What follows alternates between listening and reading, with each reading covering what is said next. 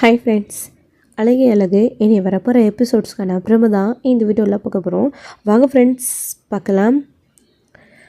ஜாலியாக பாக்யராஜும் மலரும் என்ஜாய் பண்ணிகிட்ருக்காங்க. மலர் ஆசைப்பட்ட எல்லா விஷயங்களையும் பாக்யராஜ் செஞ்சு கொடுத்துட்ருக்காங்க.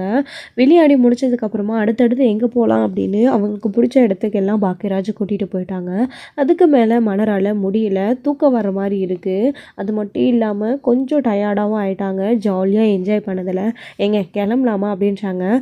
என்ன மலர், இன்னும் டைம் இருக்குல்ல, இன்னும் கொஞ்ச நேரம் ஜாலியாக இரு, அப்புறமா போகலாம் அப்படின்றாங்க. இல்லைங்க, எனக்கு என்னமோ தெரியல, தூக்கம் வர மாதிரி இருக்குது, நம்ம கிளம்பலாம் அப்படின்றாங்க. அப்புறம் மணி பார்க்குறாங்க. பாருங்கள், இப்போவே மணி 2க்கு மேலே ஆயிடுச்சு. வாங்க போய் கொஞ்ச நேரம் ரெஸ்ட் எடுத்துகிட்டு அப்புறம் மற்ற வேலையெல்லாம் ஸ்டார்ட் பண்ணணும்ல, இப்போ போனால் தான் யார்கிட்டையும் மாட்டிக்க மாட்டோம் அப்படின்றாங்க. சரி மலர், நீ சந்தோஷப்பட்டுட்டல, இதுக்கு மேலே எனக்கு என்ன வேணும், வா போகலாம் அப்படின்னு வீட்டுக்கும் கிளம்பி போகிறாங்க. போனதுக்கப்புறமா மலர் போன உடனே டயர்டில் பயங்கரமாக படுத்து தூங்கிடுறாங்க. பாக்யராஜுக்கு சரியாக தூக்கமே வரது கிடையாது. கொஞ்ச நேரம் அப்படி இப்படின்னு புரண்டு பார்க்குறாரு, அதுக்கு மேலேயும் முடியல. சரி, அடுத்து பைக்கை மீட்டுட்டு வர பணத்துக்கு என்ன பண்ணுறதுன்னு யோசிச்சுட்ருக்காரு. யார்கிட்டயாச்சும் வாங்கலாமான்னு யோசிச்சு பார்த்துட்டு இருக்கிற சமயத்தில் ஃபோனை நோண்டிகிட்டு இருந்தார். அப்போ தான் இவருடைய மாமன் வந்து பார்த்தீங்க அப்படின்னா ஸ்டேட்டஸ் வச்சுருந்தாரு தங்கராஜ். அதை நோட் பண்ணுறாங்க. அதை நோட் பண்ணப்போ ஸோ அவர் வழக்கமாக எப்படி நடந்துப்பாரோ அதுக்கேற்ற மாதிரி ஸ்டேட்டஸும் வச்சுருக்காரா, பொண்டாட்டிங்களை எப்போவுமே கைக்குள்ளேயே வச்சுக்கணும் அப்படின்னு. இது வந்து அவருக்கு தப்பாக தோணுது. ஒருவேளை ரேவதிக்கு ஏதாச்சும் பிரச்சனையாக இருக்குமா அப்படின்றதையும் யோசிக்கிறாங்க. என்னவா இருக்கும் அப்படின்னு அந்த அர்த்த ராத்திரிலே வந்து பார்த்திங்க அப்படின்னா ஆக்சுவலி வந்து அப்படி அப்படியே வந்து டைம் போயிடுது. விடிய காலையில் ஆகிற ஸ்டேஜ் ஆகிடுச்சு. அந்த நேரத்தில் வந்து கிளம்பி வந்து போகிறாங்க வண்டி எடுத்துகிட்டு. அவர் அப்போவே வந்துட்டு போயிட்டு ரேவதி வீட்டை பார்க்கலாம், ரேவதி என்ன பண்ணுறாளோன்னு சொல்லிட்டு கிளம்பிடுறாரு. அடுத்து கொஞ்ச நேரத்துலேயே விடிய ஆரம்பிச்சிடுது. இங்கே இவங்க மலர் வீட்டில் எல்லாருமே எந்திரிச்சிடுறாங்க. எந்திரிச்சு அவங்க வாட்டுக்கு வழக்கம் போல் அவங்க வேலையை செஞ்சிட்ருக்காங்க. மலர் எந்திரிக்கும் போது பாக்யராஜ் பக்கத்தில் இல்லை. அப்போது எங்கே போயிட்டார் இவர் அப்படின்னு மலர் யோசிக்கிறாங்க. நைட் அம்மா கூட தானே வந்தார், இங்கே தானே படுத்துட்டு இருந்தார், ஆளையே காணுமே, மணி வேறு 5 தான் ஆகுது, எங்கே போயிருப்பார் அப்படின்னு யோசிச்சுட்ருக்காங்க. அப்படியே வேலையை செஞ்சிட்ருக்காங்க. மதி கேட்குறாங்க, என்னாச்சு, ஏன் இப்படி டென்ஷனாக இருக்கீங்க, அதான் ஜாலியாக என்ஜாய் பண்ணிவிட்டு யாருக்கும் தெரியாமல் வீட்டுக்கு வந்துட்டிங்களே, அப்புறம் என்ன அப்படின்றாங்க. அது இல்லை மதி, என் கூட தான் நைட்டு வந்தார், தூங்கிட்டு இருந்தார், காலையில் எழுந்திரிச்சு பார்த்தா அவரை காணோம், எங்கே போயிருக்காருன்னு தெரியல, அவர் வெளியில் வண்டி கூட காணோம், எங்கேயோ வெளியில் தான் போயிருக்காரு போல இருக்குது அப்படின்றாங்க. தெரியலிங்களே, சரி உங்களுக்கு கால் பண்ணி பாருங்கள் அப்படின்றாங்க. ஃபோன் நான் இன்னும் பண்ணலை மதி, சரி பண்ணி பார்க்குறேன்னு சொல்லிட்டு மலர் கால் பண்ணுறாங்க. ஃபோனையும் எடுக்கிறது கிடையாது. அதுக்கப்புறம் எங்கே போயிருப்பாங்கன்னு யோசிச்சுட்டே இருக்காங்க. ஃபோனையும் எடுக்கலை அப்படின்னு. சரி ரிங் போகுதில்ல, வந்துடுவார் அப்படின்னு மதி சொல்லிகிட்ருக்காங்க. இவங்களும் அவங்க அடுத்தடுத்து அவங்க அத்தெல்லாம் எந்திரிக்கிறாங்க. அவங்கள பார்த்துட்ருக்காங்க. ரேவதி வீட்டுக்கு பாக்யராஜ் போய் நின்ன உடனே எட்டி பார்க்குறாரு கேட்டை. ரேவதி வெளியே உட்காந்துட்ருக்காங்க. ரேவதின்னு அந்த டைம்லேயே வந்து கூப்பிட்றாரு. ரேவதியுமே அண்ணன் அப்படின்னு பயந்துட்டு இருந்துக்கிறாங்க. அதாவது நைட்டு முழுக்க உட்காந்து அவங்க அழுதுகிட்டே இருக்காங்க. அதுவும் அங்கேயே தான் இருந்திருக்காங்க.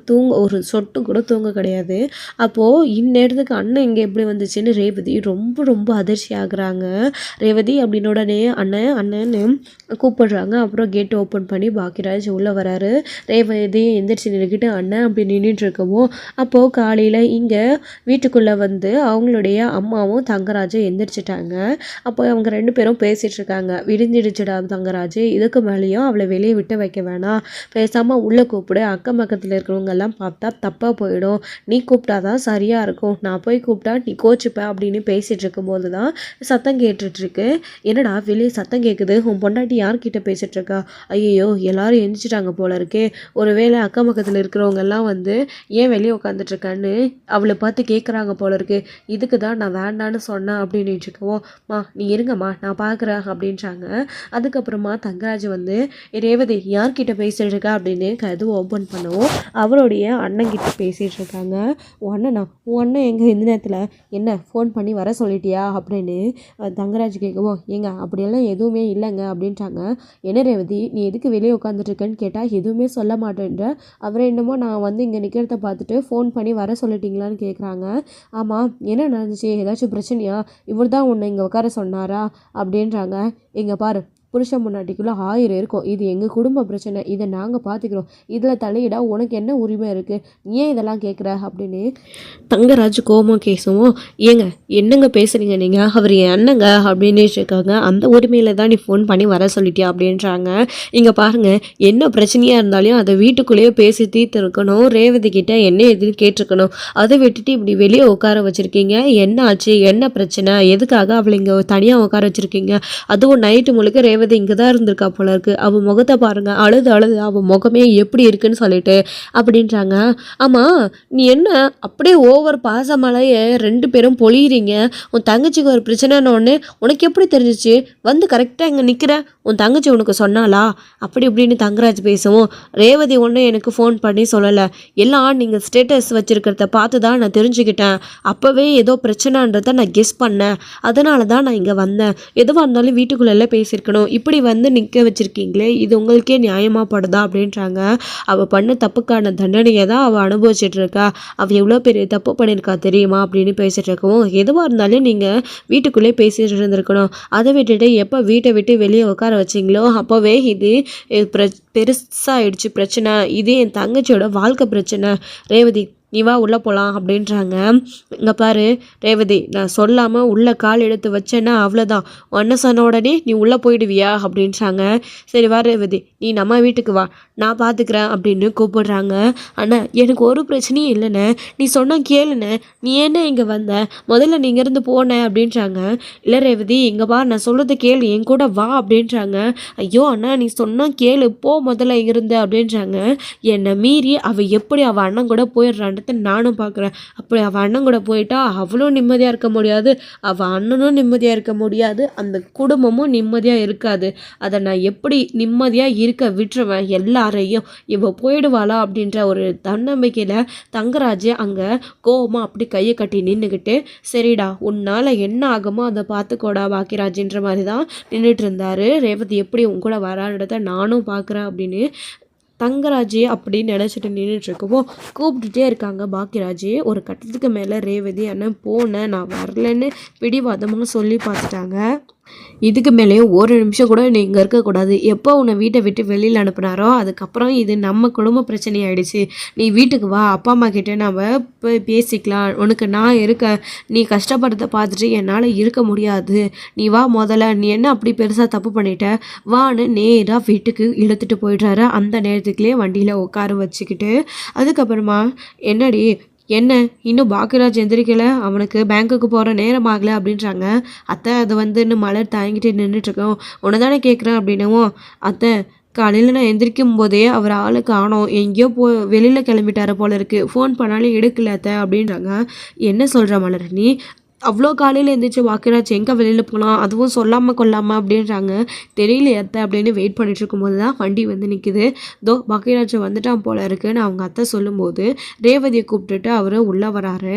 வா ரேவதி வா அப்படின்னு ரேவதியை பார்த்த உடனே அதிர்ச்சி ஆகுறாங்க. அதுவும் நைட்டிலே வந்து ரேவதி அந்த நேரத்தில் வீட்டுக்கு பாக்கியராஜ் கூட்டிகிட்டு வரும்போது எல்லாருக்கும் ரொம்ப ரொம்ப அதிர்ச்சியாக இருக்குது. முக்கியமாக மலர் அவ்வளோ அதிர்ச்சி ஆகுறாங்க.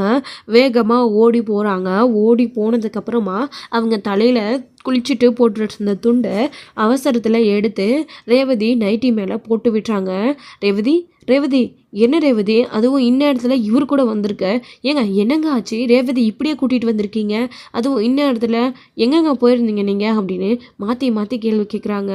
அப்போ தான் அவருடைய அப்பாவும் வாக்கிங் போயிட்டு கரெக்டாக வீட்டுக்கு வரவும், யார் இது இந்நேரத்தில் இங்கே வந்து நின்றுட்டுருக்காங்க அப்படின்னவும், ஏங்க நம்ம பொண்ணுங்க இந்நேரத்தில் இங்கே வந்து நிற்கிறா, அதுவும் பாக்கியராஜ் கூட தான் வரா, என்னன்னு தெரியலங்க அப்படின்னவும் மாற்றி மாற்றி எல்லாருமே அப்போ தான் கேட்குறாங்க. அக்கா என்னக்கா மாமா எங்கே, நீ மட்டும் தனியாக வந்திருக்க அப்படின்றாங்க. அழுதுகிட்டே இருக்காங்க. அப்படியே மலரை கட்டி பிடிச்சிட்டு அழுக ஆரம்பிச்சிடுறாங்க. அதுக்கப்புறம் தான் என்னாச்சுன்னு கேட்கும்போது ரேவதி நைட்டு முழுக்க வெளியே உட்காந்துட்டு இருந்திருக்கா, எனக்கு என்னமோ ரேவதிக்கு தப்பாக நடக்கிற மாதிரி தோணுச்சு, அதான் காலையில் எழுந்திரிச்ச உடனே ரேவதியை போய் பார்த்துட்டு வரலான்னு அவள் வீட்டுக்கு கிளம்புனா அவள் வீட்டு வாசலில் வெளியே உட்காந்துக்கிட்டு அழுதுகிட்டே இருந்தா. என்ன பிரச்சனை என்ன ஏதுன்னு கேட்டால் எதுவுமே இல்லை அப்படின்னு சொல்கிறான். மாப்பிள்ளை அந்த நேரத்துக்கு கதவை திறந்து வெளியில் வராரு. என்ன பிரச்சனை, ஏன் வெளியே உட்கார வச்சுருக்கீங்க அப்படின்னா, அவள் பண்ண தப்புக்கான தண்டனையாக தான் இதை நான் அவளுக்கு பனிஷ்மெண்ட்டாக கொடுத்துருக்குறேன், அதுக்கு தான் அவள் வெளியே உட்காந்துட்ருக்கா, நான் தான் அவளை வெளியே உட்கார சொன்னேன், என்ன இப்போன்னு அவர் பேசுகிறாரு. எதுவாக இருந்தாலும் வீட்டுக்குள்ளேயே வச்சு பேசி தீர்த்துக்கணும் இல்லைம்மா, அது என்னம்மா வீட்டுக்கு வெளியே நிற்க வைக்கிறது, கேட்கறதுக்கு ஆள் இல்லைன்னு நினச்சிட்டு இருக்காரா அவரு, கூட பிறந்தவங்க நான் சுரேஷ் அவளுக்கு எல்லாருமே இருக்கோம், நான் கேட்பேம்மா, அது எப்படி நான் கேட்காம இருப்பேன், ஏன் ரேவதிக்காக நீங்கள் கேட்க மாட்டிங்களா, என்ன ஏதுன்னு உங்கள் மாப்பிள்ளை கிட்ட பேச மாட்டிங்களா அப்படின்றாங்க. ரேவதி அண்ணன் என்ன சொல்கிறான், எங்களுக்கு ஒன்றுமே புரியல, நீ என்ன பண்ண, மாப்பிள்ளை எதுக்கு உங்ககிட்ட கோவப்பட்டு வெளியில் இருக்க வச்சாரு, நீ ஏதாச்சும் தப்பு பண்ணியா அப்படின்றாங்க. மா தப்பே பண்ணியிருந்தா கூட என்னம்மா, கட்டின பொண்டாட்டிமா, அது எப்படிம்மா வெளியில் இருக்க வைக்கலாம் நைட்டு முழுக்க, இது உங்களுக்கு மனசுக்கு கஷ்டமா இல்லை, உங்கள் மாப்பிள்ளைக்கு சப்போர்ட் பண்ணி தான் பேசுவீங்களா அப்படின்றாங்க. அண்ணே அவங்கெல்லாம் பெத்த பொண்ணுன்னு கூட எப்பயுமே எனக்காக ஒரு துளி அளவு கூட பாசம் காட்ட மாட்டாங்கண்ணே, அவங்களுக்கு எப்பயுமே அவருடைய மாப்பிள்ளை தானே முக்கியம் அப்படின்னு ரேவதி சொல்லிட்டு இருக்காங்க. ரேவதி நீ அழுகாத, என்னாச்சு, எதுக்காக ஒன்று தங்கராஜ் அண்ணன் வெளியே உட்கார வச்சாரு அப்படின்றாங்க. அண்ணி நான் சொல்லிடுறேன் அண்ணி, நேற்று நான் இங்கே வந்த விஷயம் அவருக்கு தெரியாது அண்ணி, நான் அவருக்கு தெரியாமல் அத்தைக்கிட்ட கோயிலுக்கு போயிட்டு வரேன்னு பிள்ளைங்களை விட்டுட்டு தான் அண்ணி நான் இங்கே வந்தேன், உங்களுக்கு பர்த்டே உங்களை பார்க்க போனோம் அப்படின்னு சொன்னால் வீட்டில் யாருமே அனுப்ப மாட்டாங்க, உங்களுக்காக உங்கள் பர்த்டே அன்றைக்கி வந்து விஷ் பண்ணணும்னு நினச்சேன், அதுக்காக தான் அண்ணி நான் யார்கிட்டையும் சொல்லாமல் வந்தேன். ஆனால் சுரேஷ்க்கு எதிர்த்து அவர் கால் பண்ணும்போது சுரேஷ் நான் இங்கே இருக்கிற விஷயத்த சொல்லிட்டான், அதான் அவர் நேரில் வந்து என்னை கூட்டிகிட்டு போய் வீட்டில் பயங்கரமாக திட்டுனாரு. நீங்கள் எல்லோரும் நினைக்கிற மாதிரியே அந்த வீட்டில் நான் சந்தோஷமாக இல்லை, என் நிம்மதி என் சந்தோஷம் நான் என்றைக்கு அவரை கல்யாணம் பண்ணணும் அன்றைக்கே எல்லாமே போயிடுச்சு, 2 பிள்ளைங்களை பெற்று கஷ்டப்பட்டு நான் உயிரை கையில் பிடிச்சிக்கிட்டு தான் நான் வாழ்ந்துட்டுருக்கேன். நீங்கள் எல்லாரும் நினைக்கலாம் பணக்கார மாப்பிள்ளை பணக்காரர் நம்ம பொண்ணை நல்லா பார்த்துப்பாரு, வசதியானவர் பெரிய ஆள் அப்படி இப்படின்னு, ஆனால் அது எதுவுமே கிடையாது. அவர் பார்க்குறதுக்கு பெரிய ஆள் வசதியானவர் எல்லாம் சரிதான், ஆனால் உங்கள் பொண்ணு அந்த வீட்டில் நிம்மதியாகவும் இல்லை சந்தோஷமாகவும் இல்லை. போதுமா அவங்களுக்கு, இதுக்கப்புறமும் நீங்கள் உங்கள் மாப்பிள்ளை தலை மேலே வச்சு தூக்கி கொண்டாடணும், நான் செஞ்சது தான் தப்பு, உங்கள் மாப்பிள்ளை செஞ்சது சரி அப்படின்னா சரி, நீங்கள் உங்கள் மாப்பிள்ளையவே தூக்கி தலை மேலே வச்சுட்டு கொண்டாடுங்க, எனக்காக என் அண்ணன் இருக்குது அது போதும் எனக்கு அப்படின்னு ரேவதி சொல்கிறாங்க. இது எல்லாத்தையும் கேட்கும்போது ஒவ்வொருத்தவங்களுக்கும் ரொம்ப ரொம்ப அதிர்ச்சியாக இருக்குது, என்ன பேசுகிறான் ரேவதி அப்படின்றத புரியாமல் குழம்பி போய் நிற்கிறாங்க. எல்லாருமே கூட என்னங்க இவ இப்படியெல்லாம் பேசிகிட்டு இருக்கா, ஏண்டி நான் அப்போவே உன்னை கேட்டேன்ல, நீ மாப்பிள்ளை கிட்ட சொல்லிட்டு தான் வந்தியா, மாப்பிள்ளை வரலையா, நீ மட்டும் வந்திருக்கியேன்னு, நீ தானே அப்போ போய் சொல்லிட்டு மாப்பிள்ளை கிட்ட வந்திருக்க, அந்த கோவத்தில் தானே அவர் இப்படி செஞ்சுருக்காரு அப்படின்றாங்க. அத்தை என்ன அத்தை பேசுகிறீங்க, ரேவதி என் பிறந்த நாளுக்கு வந்தது நான் சரின்னு சொல்ல வரல, ரேவதி போய் சொல்லிட்டு இங்கே வந்தது தப்பு தான் அத்தை, அதை நானே ஒத்துக்கிறேன், என் பிறந்த நாளுக்கு ரேவதி வந்தது தப்பு தான், ஏற்கனவே தங்கராஜனுக்கு என்னையும் அவரையும் கண்டா சுத்தமாக ஆகாது, எங்களை பார்க்க வரேன்னு சொன்னால் கண்டிப்பாக தங்கராஜனை விட மாட்டாருன்னு தான் ரேவதி எனக்காக ஏதோ பொய் சொல்லிட்டு வந்திருக்காங்க, அதுவும் பிறந்த வீட்டுக்கு தானே அத்தை, வேற எங்கேயும் போலையே, இங்கே தானே வந்தாங்க, தங்கராஜ் அண்ணனே அதை கண்ணால் பார்த்து தானே கூட்டிகிட்டு போனார், ஏதோ கோவத்தில் 4 வார்த்தை திட்டலாம், அதுக்கப்புறமா பேசாமல் அமைதியாக விட்டுருக்கலாம், அதை விட்டுட்டு நைட்டு முழுக்க வெளியே உட்கார வச்சுருக்காரு. அது மட்டும் இல்லாமல் ரேவதி இவ்வளோ சொன்னதுக்கு அப்புறமும் கூட நீங்கள் ரேவதி மேலே தான் தப்பு சொல்வீங்களா, ரேவதி எவ்வளோ சித்திரவதை அனுபவிச்சுட்டு இருக்கான்னு வாய் விட்டு ஓப்பனாக சொல்கிறா, அப்போவும் நீங்கள் அவருக்காக தான் சப்போர்ட் பண்ணி பேசுகிறீங்க, இதெல்லாம் கொஞ்சம் கூட சரியில்லத்த, இங்கே பாருங்க அத்தை, பொண்ணுங்கன்னா என்ன நினச்சிட்ருக்கீங்க, அடிமன் நினச்சிட்ருக்கீங்களா, நான் தான் இப்படி இங்கே கஷ்டப்படுறேன், ரேவதியாச்சும் சந்தோஷமா இருக்கட்டும்னு நினைச்சா ரேவதியும் இப்படி கஷ்டப்படுறான்றத என்னால கொஞ்சம் கூட தாங்கிக்க முடியல அப்படின்னு மலர் சொல்றாங்க. என்னம்மா சந்தடி சாக்கில் நீயும் அங்கே கஷ்டப்படுறேன்னு சொல்கிறேன், என் பொண்ணு அங்கே கஷ்டப்படுறான்னு அவ சொன்னா ஒரு நியாயம் இருக்குது, நீ எதுக்கு கஷ்டப்படுற, உன்னை நாங்கள் என்ன கொடுமை பண்ணிட்டோம் அப்படின்றாங்க. வேண்டாங்க, நான் பேசினா பிரச்சனை வேறு மாதிரி போடும், அவங்க கஷ்டத்தை அனுபவிக்கலன்னு நினைக்கிறீங்களா, அவங்க சந்தோஷமாக இருக்காங்கன்னு நீங்கள் நினைக்கிறீங்களா, அது தப்புங்க. ஒவ்வொரு வீட்டில் ஒவ்வொரு பொண்ணுங்களும் சித்திரவதையை அனுபவிச்சுட்டு தான் இருக்காங்க. கண்ணுக்கு தெரிஞ்சு இவங்க சித்திரவதை பண்ணுறத நான் இவ்வளோ நாளாக பார்த்துட்டு இருந்தேன், ஆனால் உங்கள் பொண்ணு அந்த வீட்டில் உங்கள் மாப்பிள்ளை எப்படி நடத்தி எவ்வளோ கொடுமைகளோடையும் சித்திரவாதிகளோடையும் இருந்துட்டு இருந்திருக்காங்க அப்படின்றத இப்போ நீங்களே அவங்க சொல்லி உங்கள் காதப்பட கேட்குறீங்க. இப்போ இதுக்கு என்ன நியாயம் சொல்ல போகிறீங்க, அவங்களோட பிரச்சனையை விட்டுருங்க, இப்படி நைட்டு முழுக்க யாராச்சும் வெளியில் உட்கார வைப்பாங்களா, இதெல்லாம் ரொம்ப ரொம்ப தப்பு அப்படின்றாங்க மதியமே இருந்துக்கிட்டு. அப்போது சுரேஷ் இருந்துக்கிட்டு, அக்கா என்னக்கா சொல்கிற நீ ஏதோ மாமா மேலே இருக்கிற கோவத்தில் இப்படி எல்லாம் சொல்கிற போல இருக்கு. மாமா அப்படிலாம் செஞ்சுருக்க மாட்டாரு. அப்படியே செஞ்சிருந்தாலும் ஏதோ நீ பண்ண தப்புக்காக மாமா கிட்ட சொல்லாமல் வந்துட்டேன்னு கோவத்தில் வெளியே இருக்க வச்சிருப்பாரு. அதுக்காக ஏன்க்கா இந்த நிலைமைக்கு வரணும், வீட்டுக்கெல்லாம் வரணுமாக்கா, உன் வாழ்க்கையை பற்றி யோசிக்கா அப்படின்றாங்க. சுரேஷே நீ பேசாத, இங்கே பாருடா ரேவதி உன் அக்காடா, என் தங்கச்சி வெளியில் அந்த அளவுக்கு நைட்டு முழுக்க கஷ்டப்பட்டு இருந்திருக்கா. கொசுக்கடியிலையும் தூங்காமையும் வேதனைப்பட்டுக்கிட்டு அழுதுகிட்டு. அது மட்டும் இல்லாமல் மாப்பிள்ளையை பற்றி நமக்கு எல்லாருக்குமே நல்லாவே தெரியும், அவரோட குணத்தை பற்றியும் தெரியும். ரேவதி கிட்ட அவர் எப்படி நடந்துட்டு இருந்திருக்காரு இவ்வளோ நாளான்றத ரேவதியே சொல்லியாச்சு. இதுக்கப்புறமா நீங்கள் நம்பாமல் இருக்கிறதுல என்ன அர்த்தம்? பாரு சுரேஷ், இந்த பிரச்சனையை நான் இதோட விட மாட்டேன் அப்படின்ட்டாங்க. விடாமல் என்னடா பண்ணுவேன்? அவள் மாப்பிள்ளை கிட்ட சண்டை போட்டு மாப்பிள்ளையை எதிர்த்து அவளை கூட்டிகிட்டு வந்து வீட்டில் வாழை விட்டு உட்கார வச்சுக்கலான்னு நினைக்கிறியா அப்படின்னு அவர் அப்பா கேட்ட கேள்வி ரொம்ப ரொம்ப கஷ்டத்தை கொடுத்துடுச்சு ரேவதிக்கு. அப்பா நான் அப்படி சொல்லலப்பா, மாப்பிள்ளையை கூப்பிட்டு வச்சு ரேவதிக்கு இனி இந்த மாதிரி பிரச்சனை வரக்கூடாதுன்னு அவர்கிட்ட பேசி ரேவதியை அனுப்பி வைக்கலான்னு சொல்கிறேம்மா அப்படின்றாங்க. அண்ணன் என்னென்ன பேசுகிறடி, மாமாவை கூப்பிட்டு மாமாவுக்கு நாம் அட்வைஸ் பண்ணுறதா அப்படின்றாங்க. இங்கே பாருண்ணே நீ அமைதியாயிரு. சுரேஷ் நீ எதுவும் பேசாத. ஏன்பா உங்களுக்கு பெத்த பொண்ணோட வாழ்க்கையை விட உங்களுடைய கௌரவம், உங்கள் மாப்பிள்ளையோட கௌரவம் தான் உங்களுக்கு முக்கியமாப்பா. சரி, மாப்பிள்ளை மேலே மாப்பிள்ளையோட கௌரவம் நீங்கள் கெட்டு போகக்கூடாதுன்னு நினைக்கிறது சரிதான், நான் தப்புன்னு சொல்ல வரல. ஆனால் நீங்கள் தானே எனக்கு கல்யாணம் பண்ணி வச்சிங்க, நீங்கள் தானே இவர் தான் மாப்பிள்ளை, நீ இவரை தான் கல்யாணம் பண்ணிக்கணும்னு சொல்லி என்னை கல்யாணம் பண்ணி வச்சு அனுப்புவீங்க. இப்போ எனக்கு ஒரு பிரச்சனைன்னா என் அண்ணன் வந்து எனக்காக முன்னாடி நிற்கிற மாதிரி கூட ஒரு வார்த்தை நீங்கள் நான் இங்கே வந்து நின்னத்துலேருந்து எனக்காக சப்போர்ட் பண்ணி பேசவே இல்லையே. இதனால தான் இவ்வளோ நாளாக நான் எனக்கு எவ்வளோ கஷ்டம் வந்தும் ஒரு விஷயத்த கூட வெளியில் சொல்லாமல் மனசுக்குள்ளேயே வச்சுக்கிட்டு நான் சந்தோஷமாக இருக்கிற மாதிரி உங்கள் எல்லார் முன்னாடியும் நடித்தேன். போதுமா அண்ணே, விடுண்ணே. இவங்க இப்படி தான் எனக்கு ஏற்கனவே தெரிஞ்சதுனால தானே நான் எதையுமே வெளியில் சொல்லாமல் இருந்தேன். எனக்கு ஒரு பிரச்சனைன உடனே எனக்காக துடிக்கிறதுக்கு அண்ணன் அண்ணி நீங்கள் இருக்கீங்கல்லண்ணே, அது போதண்ணே எனக்கு. என்னை பற்றி யாரும் கவலைப்படாதீங்க, நான் வரேன்னு ரேவதி அந்த நேரத்தில் திரும்பவும் கிளம்புறேன்னு சொல்கிறாங்க. டே சுரேஷ், அதான் ரேவதி கிளம்புறேன்னு சொல்கிறாள்ல, நீ போய் கூட்டிகிட்டு போய் விட்டுட்டு வா, இந்த மாதிரிலாம் எதுவும் நடக்காது, மாப்பிள்ளை கிட்ட சொல்லி விட்டுட்டு வா அப்படின்றாங்க. அப்போ என்னப்பா பேசுகிறீங்க நீங்கள் அப்படின்னு அத்தை அப்படின்னு. அதுக்கப்புறம் மதியம் கூட இருங்க, நீங்கள் எப்படி அப்படியே தானியாக போயிடலாம், அவர் அவ்வளோ பெரிய தப்பு பண்ணியிருக்காரு, அவர் பண்ண தப்புக்கான பிராய்ச்சித்தை அவர் அனுபவிச்சு தானே தீரணும், அவர் வரட்டும், அவர்கிட்ட பேசலாம். நீங்கள் எப்படி போகிறேன்னு சொல்கிறீங்க? நீங்கள் திரும்பவும் போனால் யாரும் கேட்கறதுக்கு ஆள் இல்லைன்னு அவர் திரும்ப இதே மாதிரி தான் நடந்துப்பாரு அப்படின்னும். நீ பேசாத, வாயை மூடு மதி, பிரச்சனை உன்னால் தேவையில்லாமல் பெருசாக வேணாம், இது எங்கள் பொண்ணோட வாழ்க்கை விஷயம், நீ இதில் தலையிடாத அப்படின்றாங்க. பாக்கியராஜ் என்னடா என் நேரத்தில் நீ போனியா, அவளுக்கு பிரச்சனைன்னு தெரிஞ்சிச்சா இப்படி ரேவதி கூட்டிகிட்டு வந்து தேவையில்லாமல் பிரச்சனை பண்ணிகிட்ருக்க, அவளோ மாப்பிள்ளையை பற்றி என்னென்னமோ சொல்கிறா, இப்போ உங்களுக்கு சந்தோஷமா? என் பொண்ணு வாழ்க்கை நாசமாக போனோம் தான் நீங்களாம் நினச்சிங்களா அப்படின்றாங்க. இதுக்கு மேலே ஒரு வார்த்தை பேசினா அவ்வளோதாம்மா, உனக்கு மரியாதை கேட்டுட்டோம், அப்புறம் அம்மானு கூட பார்க்க மாட்டேம்மா. என்னை பெத்தவ தானே நீ, என் அண்ணா அன்னைக்கு இருக்கிற பாசம் கூட உனக்கு என் மேலே கிடையாது. நீ இதுக்கு மேலேயும் அவங்க மேலே குத்தம் சொல்லிட்டு இருக்காத என்ன? எனக்கு ஒரு பிரச்சனைன்னு ஒன்று என் அண்ணனுக்கு தெரிஞ்சிருக்கு, பெத்தவளா உனக்கு தானம்மா முதல்ல அது தெரிஞ்சிருக்கணும், ஆனால் அது தெரியலல்ல. வேண்டாமா சுரேஷ், நீ ஒன்று என்ன கூட்டிகிட்டு போய் விட தேவையில்ல.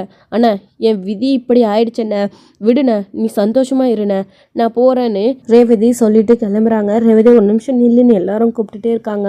மலர் போயிட்டு ரேவதி ஒரு நிமிஷம் நில்லு, பிரச்சனை இல்லாத வீடு இல்லை, எல்லாருக்கும் பிரச்சனை வரதான், அது பேசி தீர்த்துக்கலாம், அதுக்காக நீ எப்படியே கிளம்பிட்டா எப்படி? உனக்காக நாங்கள் இருக்கோம், நாங்கள் எல்லாருமே என்ன கேட்குறோம். இரு ரேவதி, அவர்கிட்ட பேசி தங்கராஜ் அண்ணன்கிட்ட பேசி உன்னை கூப்பிட்டுட்டு போய் அவரே விட்டுட்டு வரட்டும் அப்படின்றாங்க. இல்லை நீ ஏற்கனவே என் புருஷனுக்கு அண்ணனை கண்டு ஆகாது, இதில் அண்ணன் இப்போ என்னை கூப்பிட்டுட்டு வந்துடுச்சு, திரும்பவும் என்னை கூப்பிட்டுட்டு போய் அண்ணன் விட போனால் தேவையில்லாமல் பிரச்சனை தான் வரும் அண்ணி, விடுங்க அண்ணி, நான் பார்த்துக்கிறேன்னு ரேவதி கிளம்புறாங்க. ரேவதி ஒரு நிமிஷம் நில்லுன்னு எவ்வளவோ சொல்லியும் அவங்க பாட்டுக்கு போயிட்டே இருக்காங்க. ஸோ இதோட இந்த எபிசோடு வந்து முடிச்சிருக்காங்க. அடுத்தடுத்த எபிசோடில் இனி என்ன நடக்க போகுது, ரேவதி போய் அங்கே நின்னா தங்கராஜ் அடுத்து என்ன செய்ய போகிறாரு அப்படின்னு தான் வெயிட் பண்ணி பார்க்கலாம். Friends, thank you.